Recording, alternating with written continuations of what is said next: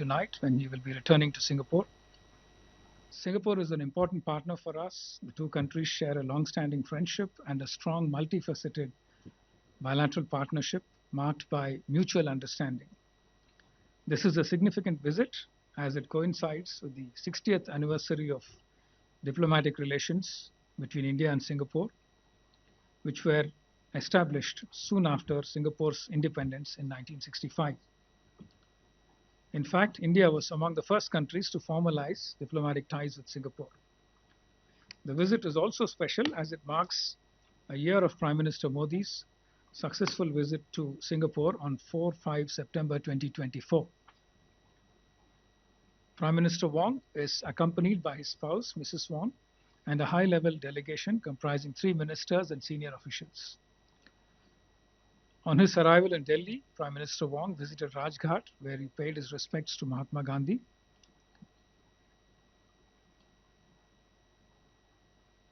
Our Prime Minister held wide-ranging and productive talks with Prime Minister Wong in both restricted and full delegation formats. PM hosted lunch in honor of the Prime Minister of Singapore. Prime Minister Wong will call on Rashtrapati Ji later today. The External Affairs Minister, Dr. S. Jaishankar, called on Prime Minister Wong earlier today. You would recall that during PM's visit to Singapore last year, both sides had agreed to elevate our relationship to a comprehensive strategic partnership. Today, the two leaders adopted a roadmap for our comprehensive strategic partnership.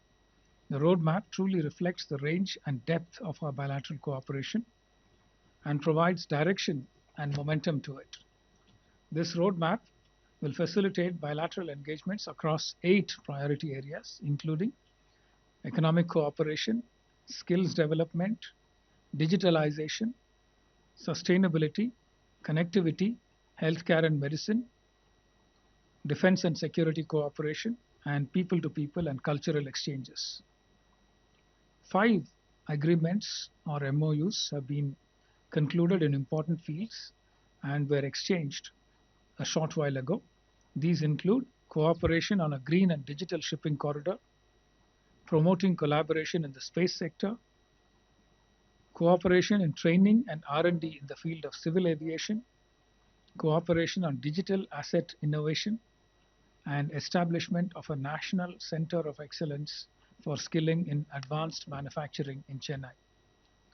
Separately, underscoring the importance of enhancing regional connectivity and port infrastructure to facilitate trade and economic growth, the two Prime Ministers jointly virtually inaugurated the Phase 2 development of the Bharat Mumbai Container Terminal (PMCT) at Jawaharlal Nehru Port, JNP, Maharashtra. This project, developed on a design, build, finance, operate and transfer (DBFOT) basis, is operated by PSA International of Singapore. It is noteworthy that completion of this phase has doubled PSA's terminal capacity to 4.8 million TEUs annually, establishing it as India's largest single container terminal and thus makes JNP the largest container port in the country. Both Prime Ministers noted that there has been an uptick in bilateral relations since the last visit of Prime Minister Modi to Singapore. We hosted the President of Singapore, His Excellency Tharman Shanmugaratnam, for a state visit in January this year. As you would recall, several union ministers and chief ministers from various states of India have also visited Singapore in recent months and years. We also hosted several Singaporean ministers, the latest being for the one-of-a-kind bilateral mechanism of the India-Singapore Ministerial Roundtable. The third round of ISMR, the Ministerial Roundtable, was held just about 20 days ago, when 10 ministers from both sides held detailed discussions on the 6 pillars identified. These exchanges reflect the importance attached by the two sides to our bilateral cooperation.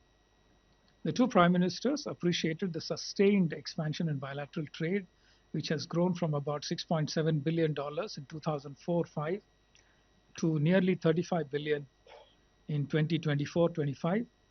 They agreed that the two sides should work on the next review of the India-Singapore SICA and the ASEAN-India Trade and Goods Agreement, ITIGA.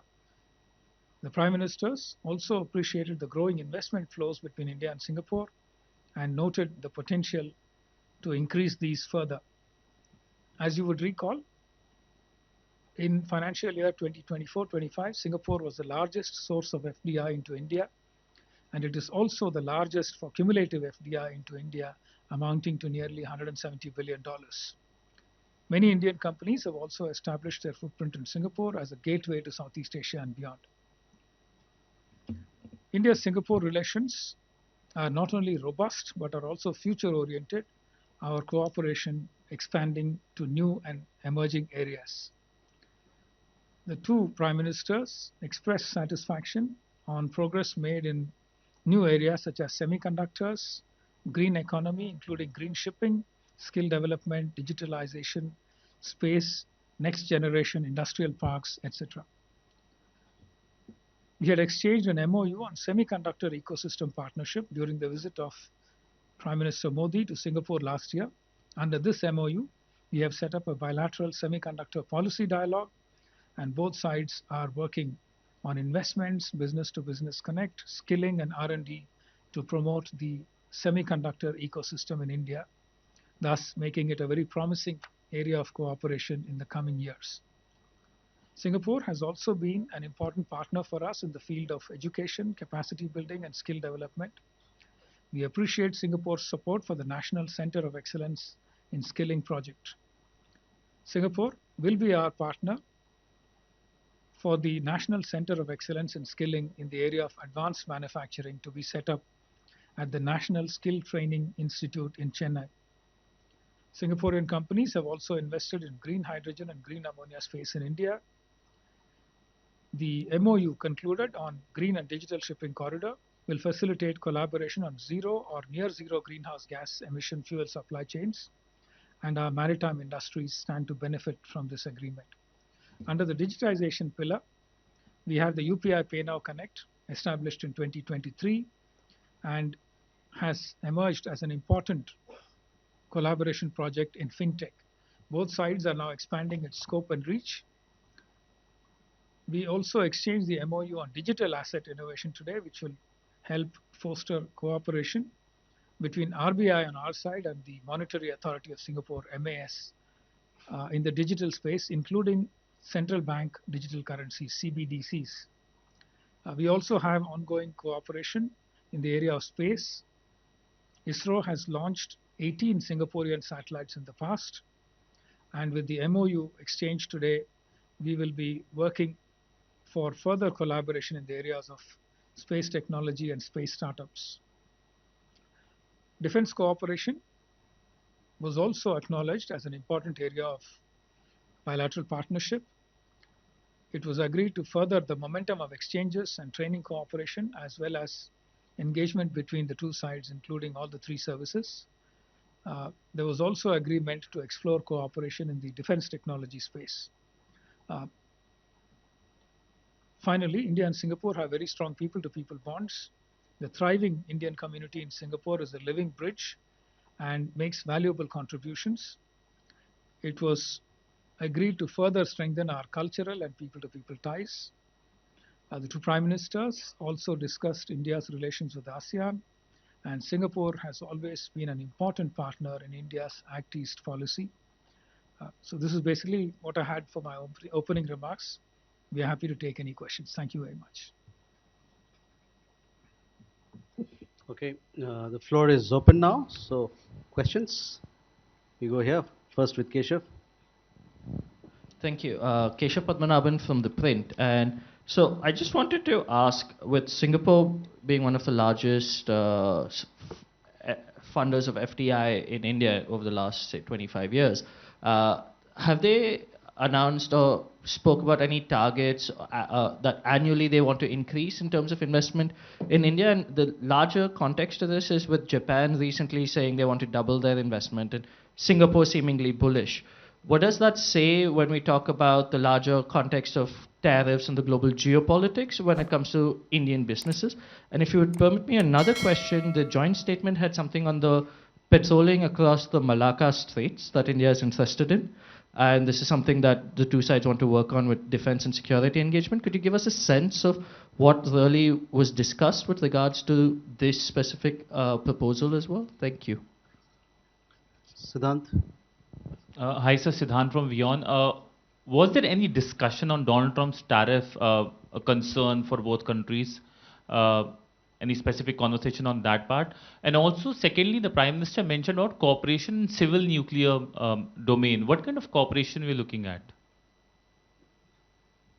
Manas? This is Manas from PTI, Press Trust of India.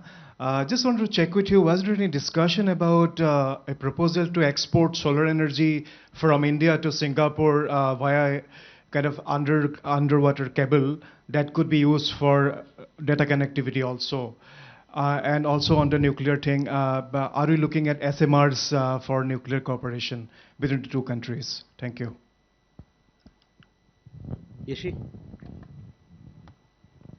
This is Yeshi Seli from Business India. I'd like to know more about this cooperation between GIFT City and Singapore, and also what are the talks that focused around aviation?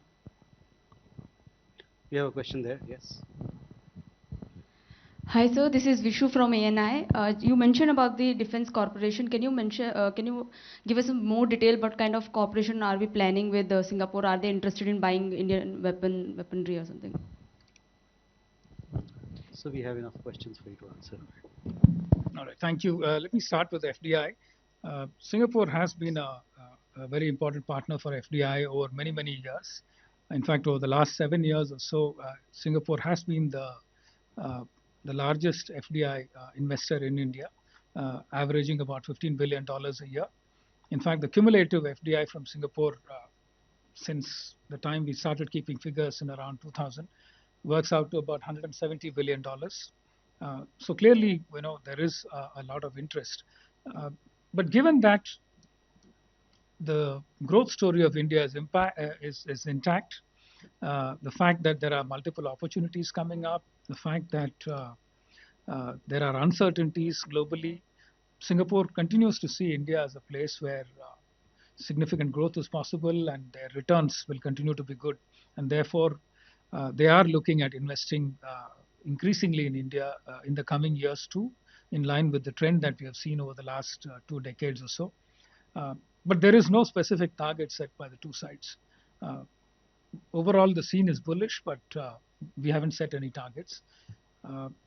Malacca Straits Patrol, this is something that is part of the regular patrolling that is undertaken by the 4 countries that are part of the Malacca Straits interface, Malaysia, Indonesia, Thailand, and Singapore. They conduct a regular patrol. And we have been asking, given that the Andaman Sea is next to the Malacca Straits, we have been asking to participate in that. There are ongoing discussions. We still don't have any conclusion on that. The expectation is that there will be some kind of coordination to ensure that there is synergy among the current members of the Malacca Straits Patrol and India as a contiguous state which is next to the Malacca Straits. On Trump tariffs, there was no discussion except for the broad global uncertainty and the need for all of us to try and diversify our trade relationships, our investment relationships, and to explore as many preferential trade agreements or free trade agreements as possible to try and diversify our supply chains and make them more resilient. So broadly, that was the kind of discussions that were held on this issue. Civil nuclear cooperation, yes, there is broad agreement that this is a potential area of cooperation, including new and emerging technologies such as SMR, small modular reactors. It's still very early. There was only a preliminary discussion. It was agreed that teams would be formed on both sides to try and take this discussion forward. So we look forward to more details as and when the two teams engage. Solar energy exports, and you mentioned an underwater cable. Yes, there is a a broad suggestion that something like that can be done, but there was no specific discussion on that this time. But during the India-Singapore Ministerial Roundtable held about 20 odd days ago, there was a suggestion that India could consider joining the ASEAN electricity grid. So there is a potential for cooperation there, and we will be taking the discussions forward. Defense cooperation, it's still a work in progress. There are a number of elements, including joint exercises, training, uh, capacity building, defense industrial dialogue, defense policy dialogue, participation in each other's seminars, etc. As part of defense industry cooperation, we do talk about you know, possibilities for co-development, co-production, uh, developing technologies, etc., together, and possibly sharing the outputs of any such collaboration. But nothing specific yet. So this is still work in progress. Anything else? Civil aviation, yes. There are multiple elements that go into civil aviation cooperation, including increasing connectivity, number of flights, destinations, etc. There is also a suggestion that MRO, maintenance, repair, and overhauling, is a major area of collaboration. Singapore has very good experience and expertise in the area of MRO. And therefore, it is a very promising area for us to collaborate. Singapore wants to invest in MRO facilities in India, help develop capacity in India, basically driven by the fact that it's a very vast business that is generated for them. SIA Engineering is the company in Singapore.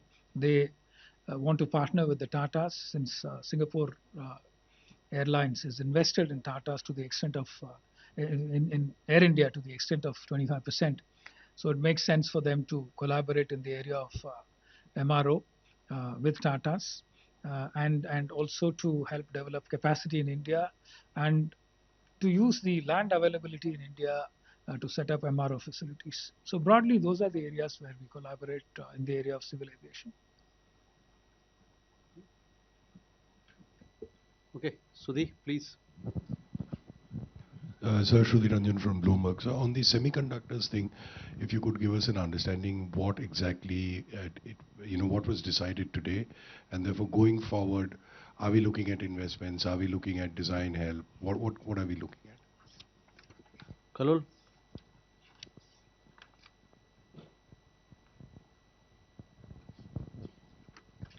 Lol Bhattacharjee from the Hindu, sir. Sir, did the situation in Myanmar feature in the talks? And did the two sides discuss the upcoming election in Myanmar? Siddhant?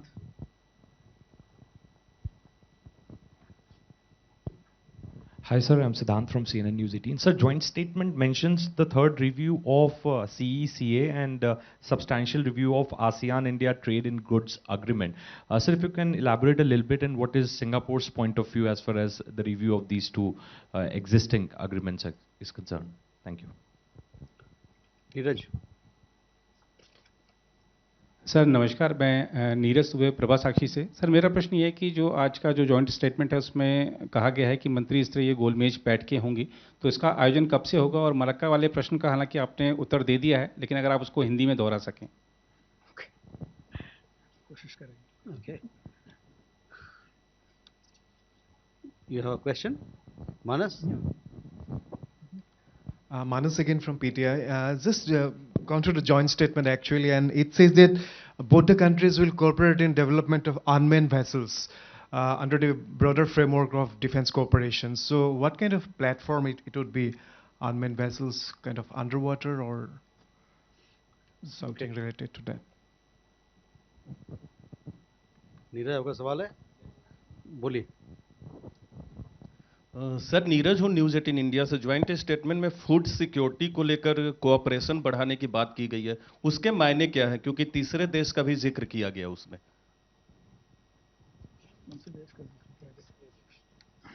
Okay.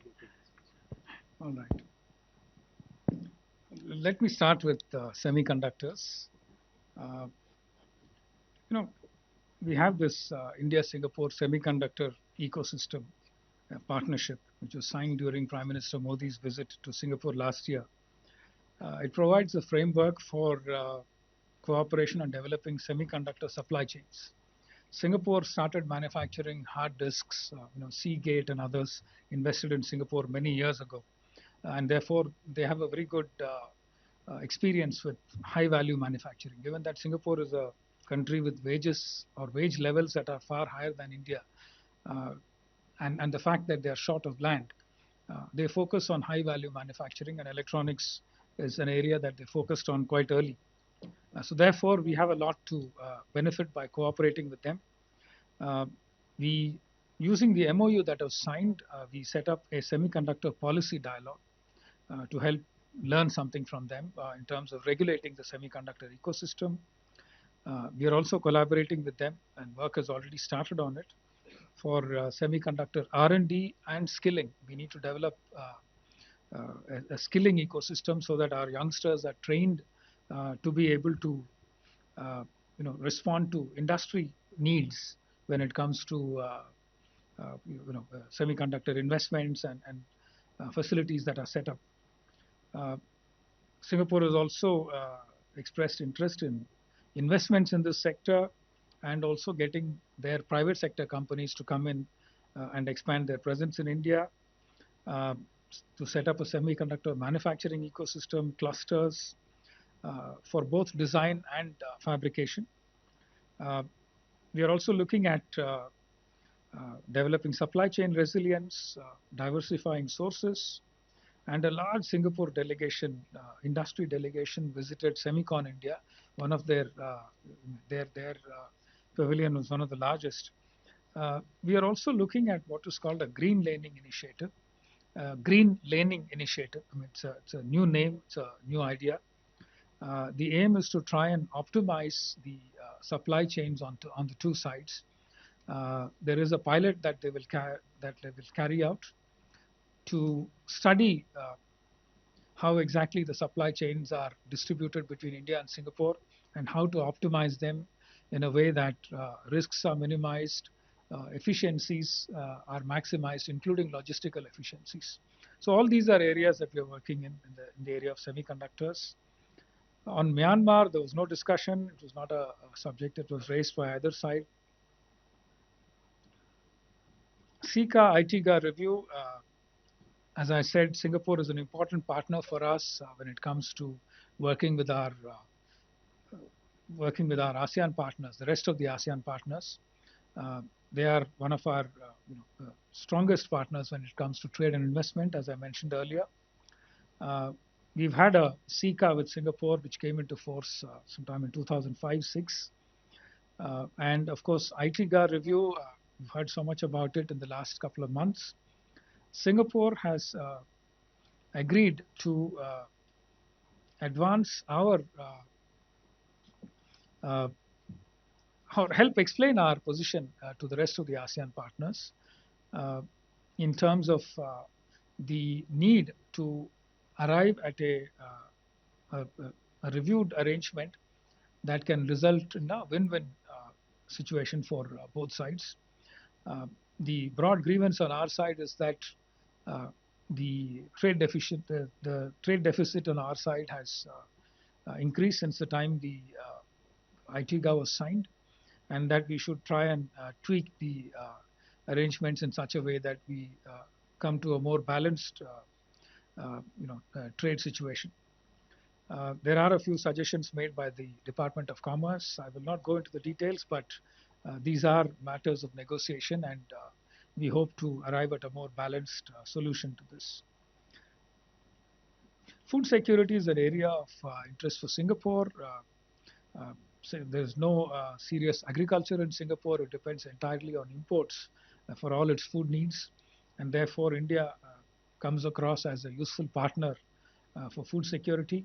It is one of the pillars under sustainability for the India-Singapore Ministerial Roundtable, and there are discussions ongoing about what can be done to produce food safely and in a reliable manner, and how to take care of market access issues for our food products in Singapore and in the rest of ASEAN in general.